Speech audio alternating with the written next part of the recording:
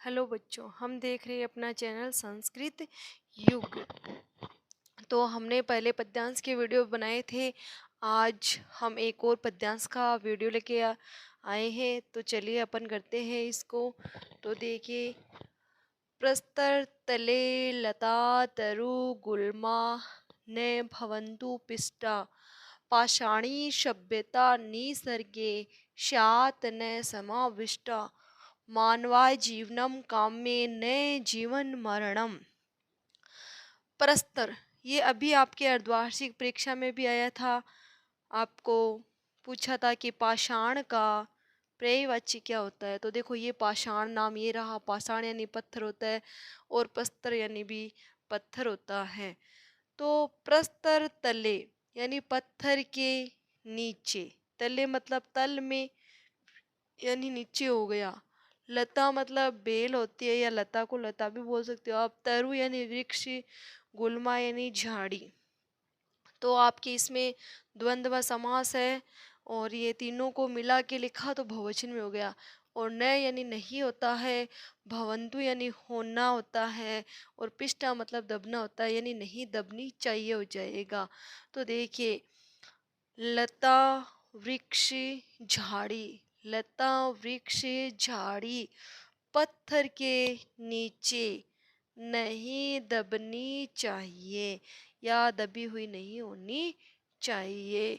लता वृक्ष झाड़ी पत्थर के नीचे दबी हुई नहीं होनी चाहिए। पाषाणी सभ्यता यानी पथरीली सभ्यता, निसर्गे यानी प्रकृति में, स्यात् होना और न यानी नहीं और समाविष्ट यानी समाविष्ट। तो आपके इसका क्या हो गया कि पथरीली सभ्यता प्रकृति में समाविष्ट नहीं होनी चाहिए। पथरीली सभ्यता प्रकृति में समाविष्ट नहीं होनी चाहिए। मानवाय जीवनम काम्ये नो जीवन मरणम। मानवाय, मानवाय का मतलब होता है मानव के लिए। मानवाय का क्या मतलब होता है? मानव के लिए। और जीवनम का मतलब होता है जीवन की। काम्य का मतलब होता है कामना करना। और नो मतलब नहीं। और जीवनम यानी जीवन की। मरणम यानी मरने की नहीं। तो इसमें आपको क्या बताया जा रहा है कि मैं मानव जीवन की कामना करता हूँ। जीवन मरणम यानी जीवन के नष्ट होने की नहीं। मैं मानव के जीवन की कामना करता हूँ, जीवन के नष्ट होने की नहीं। तो एक बार अपन थोड़ा सा इस श्लोक के अर्थ को और अच्छे से देख लेते हैं। देखिए, आपको श्लोक का अर्थ अच्छे से याद होना चाहिए, क्योंकि आपके एक श्लोक का अर्थ करना आएगा प्लस आपके इसमें से प्रश्न और पूछे जाएंगे। तो वापस देखते, देखो, लता तरु गुल्मा अर्थात झाड़ी। तो बेल वृक्ष झाड़ी पत्थर के नीचे दबनी नहीं चाहिए। पाषाणी सभ्यता अर्थात आप पथरीली सभ्यता भी बोल सकते हो कि पथरीली सभ्यता प्रकृति में समाविष्ट नहीं होनी चाहिए। मैं मानव जीवन की कामना करता हूँ, मानव जीवन के नष्ट होने की नहीं। तो अब देखिए, ये अपना एक पद्यांश है यानी पद्य भाग है। तो अपन इसके प्रश्न उत्तरों को हल करते हैं। पहला आपके क भाग को अपन करते हैं। क भाग में आपको एक पद में उत्तर देना है।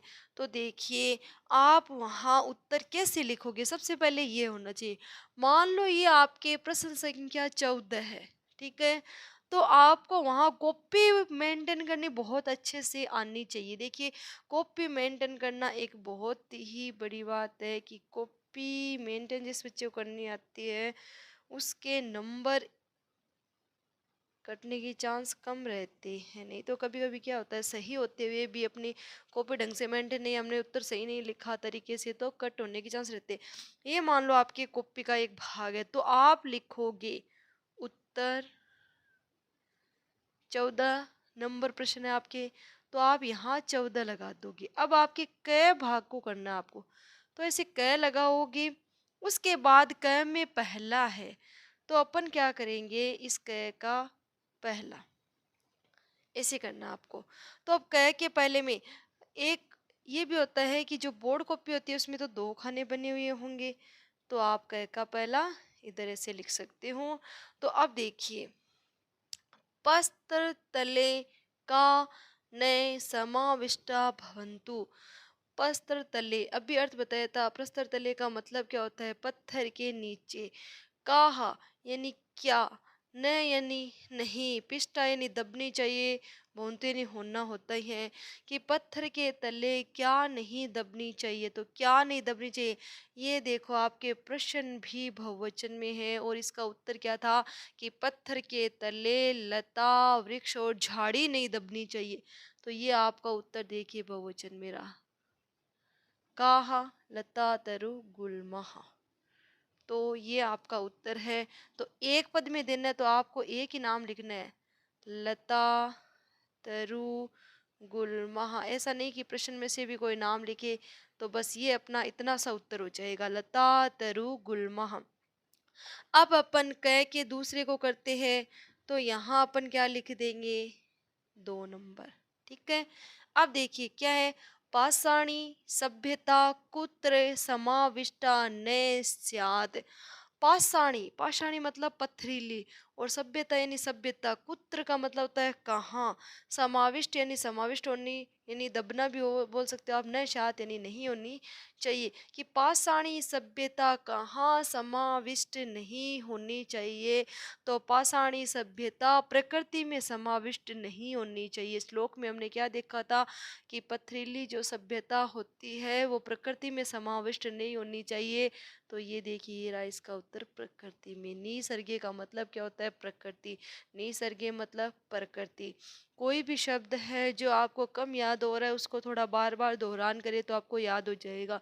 तो देखिए, कुत्र जहाँ आता है वहाँ सप्तमी का प्रयोग होता है। तो देखिए ये उत्तर देखिए सप्तमी में दे रहा है, तो निसर्गे, इसका उत्तर अपने क्या हो जाएगा, निसर्गे यानी प्रकृति में। निसर्गे का मतलब क्या हो गया, प्रकृति में। अब हम ख पोर्शन करेंगे। कौन सा पोर्शन करेंगे, ख पोर्शन, जिसमें देखो क्या लिखा हुआ है, पूर्ण वाक्यन उत्तरत। क्या लिखा हुआ है ख में, पूर्ण वाक्यन उत्तरत। तो अब हमें जो उत्तर देने हैं वो पूर्ण वाक्य में देने हैं, तो अपन पहले क्या लिख लेंगे, ख। पहले क्या लिखेंगे, ख। अब अपन ख का पहला करेंगे, तो यहाँ ऐसे 1 नंबर लगा देंगे। तो अब देखिए, पहले एक बार प्रश्न को पढ़ते हैं। कवि मानवाय कस्य कामनाम करोति। तो हमें प्रश्न जो लिखे हुए उनके भी हमें आंसर ढंग से आने चाहिए। तो देखिए, कवि यानी कवि, मानवा यानी मानव के लिए, कस्य यानी किसकी, षष्ठी विभक्ति है, किम शब्द तो किसकी हो जाएगा, कामना यानी कामना, करोति यानी करता है, कि कवि मानव के लिए किसकी कामना करता है। तो हमने पढ़ा था ना, कवि मानव के लिए जीवन की कामना करता है। लेकिन देखो यहाँ देखो जीवनम लिखा हुआ है, यहाँ क्या लिखा हुआ है आपके, जीवनम। कवि मानव के लिए किसकी कामना करता है, जीवन की कामना करता है। लेकिन आप थोड़ा सा ध्यान से देखिए कि यहाँ प्रश्न में क्या आया, कस्य, कि किसकी कामना करता है। प्रश्न में क्या आया है, कस्य। तो अपना उत्तर भी षष्ठी में होना चाहिए। और पूर्ण वाक्य में पूछा, तो पूर्ण वाक्य का मतलब है, पहले यहाँ से शुरू करेंगे, कवि लिखा हुआ है ना, तो हम भी क्या लिखेंगे, कवि। हम भी क्या लिखेंगे, कवि। फिर क्या लिखा हुआ है, मानवाय, तो हम भी क्या लिख देंगे, मानवाय, मानवाय। अब देखिए, अब ये पूछा है कि कस्य, किसकी कामना करता है, तो जीवन की। तो हम यहाँ से देखिए जीवनम नहीं लिखेंगे, हमें अर्थ आ रहा है, हमें पता था जीवन की कामना कर रहा है, तो षष्ठी में पूछा जा रहा है तो अपन भी क्या कर देंगे, जीवनस्य, कस्य जीवनस्य। तो यहाँ क्या हो जाएगा, जीवनस्य, क्या हो जाएगा आपके, जीवनस्य। फिर क्या लिखा हुआ है, काम नाम, तो क्या लिखेंगे अपन, काम नाम। और फिर क्या लिखा हुआ है, करोति, तो हम भी क्या लिख देंगे, करोति। तो ये आपके ख हो गया और पूर्ण वाक्य वाला हो गया। अब देखिए, ख में हमारा दूसरा क्वेश्चन, तो यहाँ अपन क्या लिखेंगे, 2 नंबर लिख देंगे। तो अब देखिए दूसरे में क्या है, निसर्गे का समाविष्टा न स्यात्। निसर्गे। अभी हमने ऊपर देखा था, 2-3 बार इसका अर्थ देख लिया हमने, तो आपको याद हो गया होगा। निसर्गे, निसर्गे का मतलब क्या होता है? प्रकृति में। निसर्गे मतलब प्रकृति में। का यानी क्या, समाविष्ट यानी समाविष्ट, न यानी नहीं होनी चाहिए, यानी प्रकृति में क्या समाविष्ट नहीं होनी चाहिए। तो हमने क्या पढ़ा था? पाषाणी सभ्यता प्रकृति में समाविष्ट नहीं होनी चाहिए।